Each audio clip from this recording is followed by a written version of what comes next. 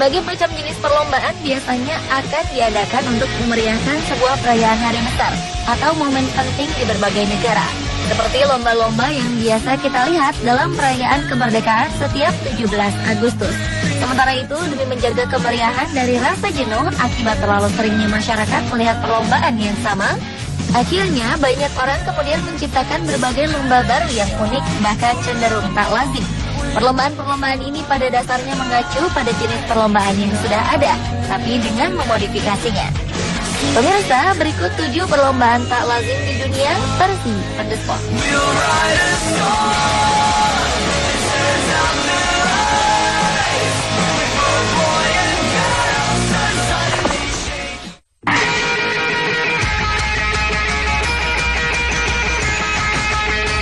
Panco jempol kaki merupakan perlombaan unik di Inggris yang mulai populer sejak tahun 1970-an. Meskipun bernama Toe Wrestling Championship atau gulat ibu jari, namun perlombaan ini sebenarnya lebih mirip dengan adu panco yang biasa dilakukan dengan tangan. Gulat ibu jari kaki ini secara resmi diadakan di Wales pada tahun 1970-an. Dan selanjutnya dilakukan di kawasan Villa Bentley Brook, Ashbourne, Derbyshire, Inggris. Cara memainkan gulat ibu jari ini cukup mudah. Pertandingan dimainkan oleh 2 orang dengan meluruskan masing-masing kaki secara berhadapan. Mereka selanjutnya merapatkan telapak kakinya, lalu menjepit ibu jari kaki lawan untuk saling menjatuhkan ibu jari kaki masing-masing.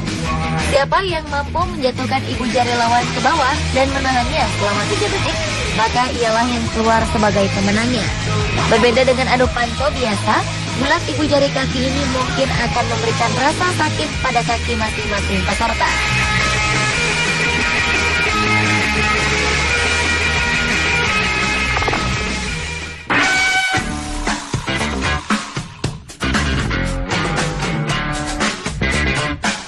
Perlombaan yang juga unik kali ini dapat kita temukan di Australia. Disebut dengan istilah goanna pulling, olahraga ini mengedepankan kekuatan otot leher sebagai alat untuk mengalahkan lawan masing-masing peserta.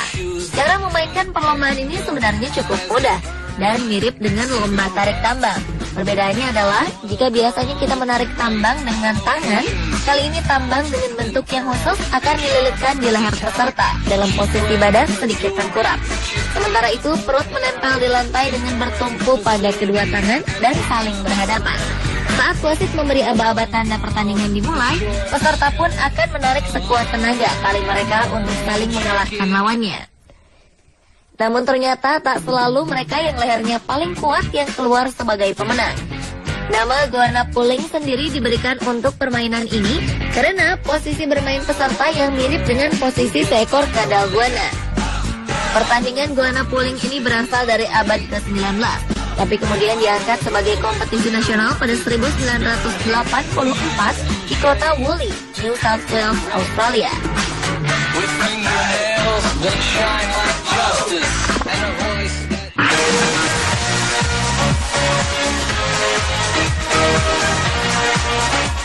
Sebuah festival unik untuk memasarkan ikan tuna yang melimpah dapat kita saksikan di Australia.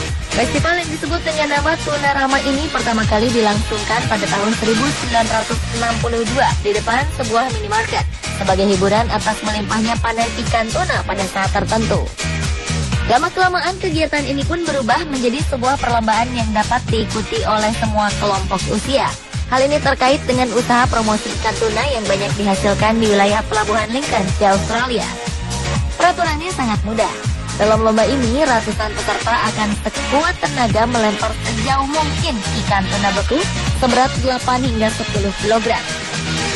Cara melemparkannya pun mirip dengan lomba lontar martil dalam salah satu cabang olahraga atletik.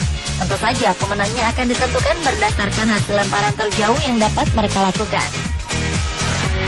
Mulai dari yang terdekat dengan jarak 5 meter hingga raihan sang juara yang berhasil melempar ikan tuna hingga sejauh 32,25 meter. Walaupun dilakukan hanya untuk bersenang-senang, namun ternyata hadiahnya cukup menggiurkan, yaitu uang tunai sebanyak $2.000 Australia atau sekitar 14 juta rupiah.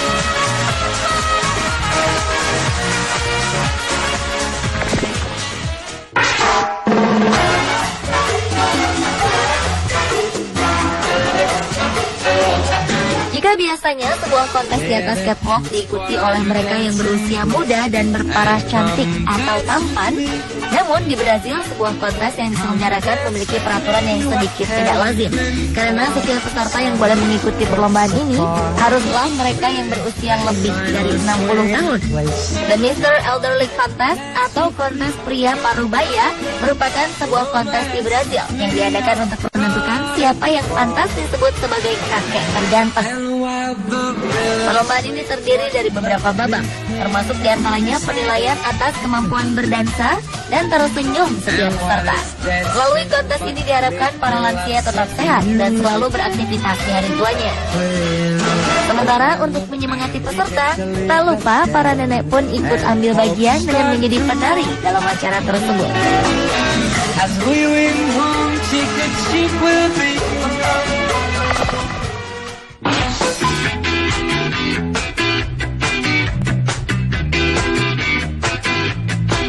Setiap tahunnya, sebuah kuil di Tokyo selalu mengadakan sebuah kontes yang diikuti oleh para bayi dan pesumo.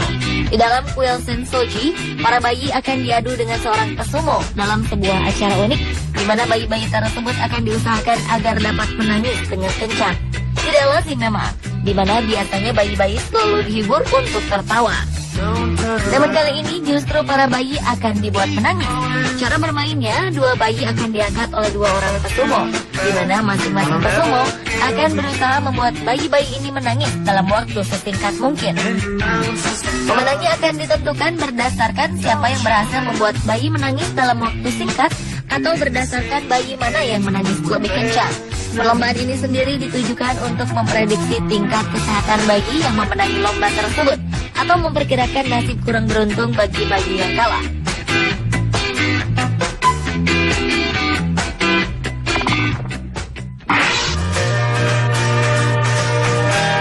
Jika biasanya olahraga polo dilakukan dengan melibatkan kuda, namun polo yang satu ini berbeda, yaitu dengan menggunakan gajah. Polo sendiri berasal dari zaman Persia, sekitar abad ke-6 sebelum Masehi. Polo kian berkembang dan menjadi salah satu olahraga bergengsi yang digemari oleh banyak anggota keluarga kerajaan di Eropa. Meski identik dengan kuda sebagai tunggangan para pemainnya, bukan hal yang mustahil jika kemudian olahraga ini dapat dilakukan dengan menggunakan hewan lain sebagai tunggangan.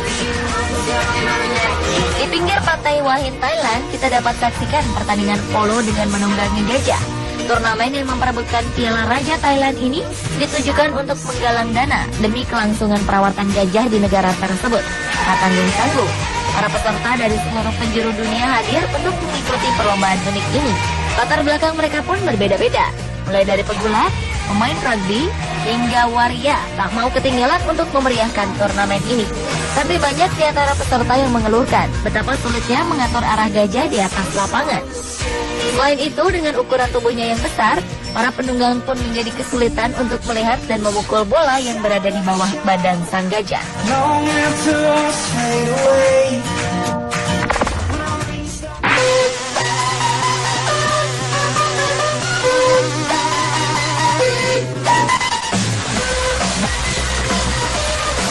Sebuah kejuaraan tak lazim dan unik juga terdapat di Wales. Diberi nama The Bold Snorkeling, perlombaan ini diikuti oleh puluhan orang penyelam profesional yang mencoba menaklukkan medan berat di Paris. Lomba menyelam unik ini sudah dilakukan setidaknya sejak tahun 1985 yang lalu. Di sebuah lahan di wilayah Wayne Ridge, parit sepanjang 54 meter digali setiap tahunnya untuk mempersiapkan perlombaan tersebut. Galian parit tersebut selanjutnya akan diisi oleh air dan secara sengaja diaduk agar kondisi air menjadi sangat keruh. Disinilah tantangan bagi para penyelam datang. Selain itu, peraturan melarang para peserta untuk menggunakan tangan seperti berenang pada umumnya pun menambah kesulitan dalam perlombaan ini. Hingga akhirnya kekuatan kakilah yang menentukan keberhasilan dari para penyelam tersebut. Kondisi air di dalam parit yang sangat kotor membuat banyak peserta dapat merasa pusing dan terjebak dengan arah yang salah menuju tempat ini.